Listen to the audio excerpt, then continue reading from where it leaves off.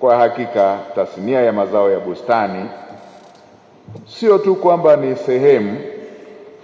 ya kilimo, bali ni sekta ya kimkakati ya biashara ya kimataifa inayounganisha Tanzania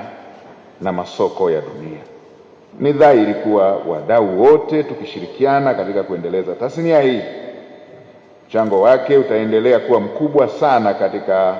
taifa letu na katika uchumi wa dunia kwa ujumla. Kutokana na umuhimu wa sekta ya mazao ya bustani, serikali imeendelea kutoa ruzuku ya pembejeo, hivyo kuongeza tija na uzalishaji wa mazao ya bustani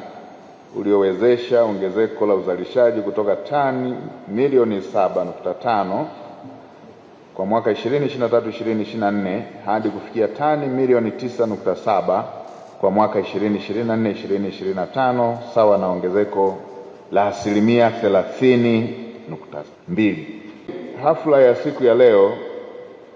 ni mwanzo wa maandalizi ya jukwaa la Hortilogistica la Afrika 2026 kama tulivyotoka kuambiwa kwamba yatafanyika tarehe 8 hadi 10 Novemba 2026 jijini Arusha. Jukwaa hili